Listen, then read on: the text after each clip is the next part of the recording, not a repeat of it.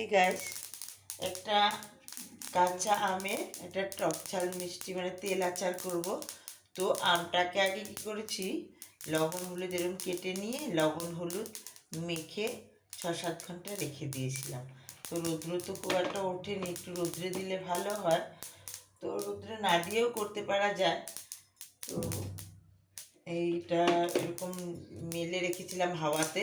তার একটা মশলা করে নিচ্ছি। এটাতে এখানে আছে হচ্ছে মৌরি, সরষাটা কিন্তু দেবেই, আর শুকনো লঙ্কা, 5 ফোড়ন অল্প, আর হচ্ছে গোটা জিরে আর একটু কালো জিরে। 5 ফোড়ন তো থাকেই, তবুও আর একটু এক্সট্রা করে দিয়েছি একটু ভেজে।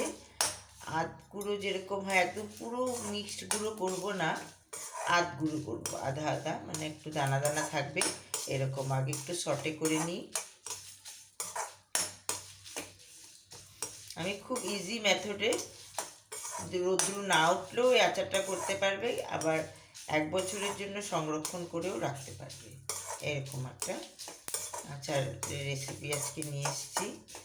প্লিজ ভালো লাগলে একটু সাবস্ক্রাইব আমার চ্যানেলটা একটু করো, যাতে আমি আরও ভালো ভালো রান্নার ভিডিও দিতে পারি। যখন যেটা আসবে তোমাদের কাছে নোটিফিকেশনে যাবে, তাহলে প্লিজ সাবস্ক্রাইব করো, লাইক কমেন্ট করতে ভুলো না। তো এটা হয়ে গেছে মোটামুটি।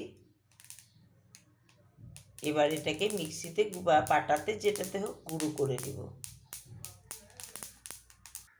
গ্যাস এই যে কড়াইতে তেল দিয়ে দিয়েছি, 2-1টা শুকনো লঙ্কা ফোড়নে দিব। এই মশলাটা করে আরেকটা প্রসিডিওর করা যায়, যে মশলাটা ভেজে নিলাম, এটা গুঁড়ো করে একবারে মেখে এটাতে মানে কয়েক ঘন্টা বা একটু রৌদ্র তখন লাগে দিয়ে, তারপরে তেল গরম করে তেলটা হালকা গরম মানে ঠান্ডা করে তারপরে মিলিয়ে দিলে ওভাবেও করা যায়। আর একটু কালঞ্জি, मतलब कालो जीरा, हम लोग बंगाली में कालो जीरा बोलते हैं।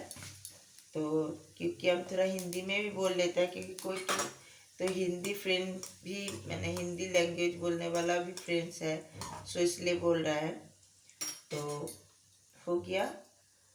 এখন এই আমটাকে এটার মধ্যে দিয়ে দিব।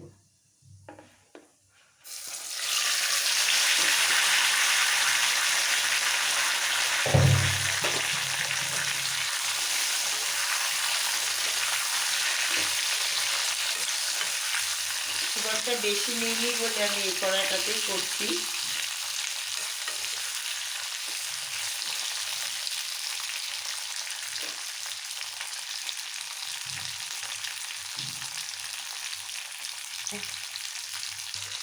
ফ্রেন্ডস দেখো, মোটামুটি একটু কিছুক্ষণ সাঁতলে নিবে, মোটামুটি 5-7 মিনিট।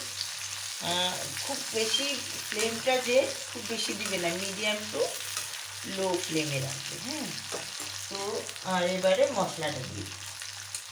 এই মশলাটার মধ্যে আরেকটা জিনিস দিয়েছি, সেটা বলতে ভুলে গেছিলাম, সেটা হচ্ছে আজওয়াইন আর একটু রাঁধুনি। তেলের মশলা এসে তো, তার জন্য একটু মশলাটা বেশি দিলেই ভালো লাগবে। তো পুরোটাই দিয়ে দিলাম। ফ্রেন্ডস এই যে দেখো, কয়েকটা কাঁচা লঙ্কা এরকম দিয়ে দিব। এটা যখন তেলে ভিজে মানে সুন্দর ইসে হবে না, শুনে ভালো লাগে লঙ্কাটা খেতে।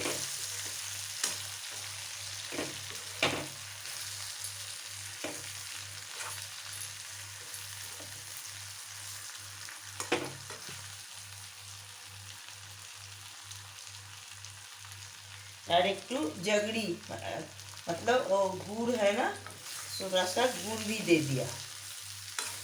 थोड़ा खट्टा मीठा होने से अच्छा लगता है, तो थोड़ा सा मीठा दिया।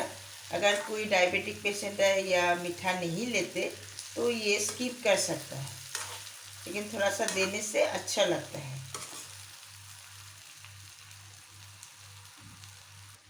গাইস দেখো ডান, খুব সুন্দর গন্ধ বেরিয়েছে। যদি তোমাদের বোঝাতে পারতাম গন্ধটা, দুর্দান্ত, মানে নিজে বলে বলছি না, খুব সুন্দর গন্ধ বেরিয়েছে একটা।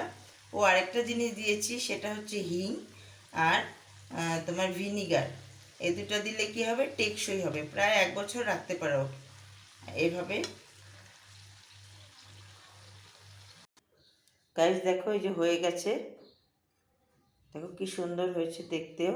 আর একটু পরে আর একটু মানে দরকার পড়লে তেল দিব একটু, কিন্তু তেলটা মনে রাখবে গরম করে হালকা উষ্ণ মানে মানে গরম করার পরে একটু উষ্ণ ঠান্ডা করে তারপরে দিতে হবে।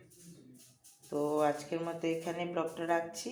টাটা। তোমাদের কেমন লাগলো প্লিজ একটু জানিও, আর একটু ফলো করো, আমার চ্যানেলটা একটু সাবস্ক্রাইব করো। Thank you.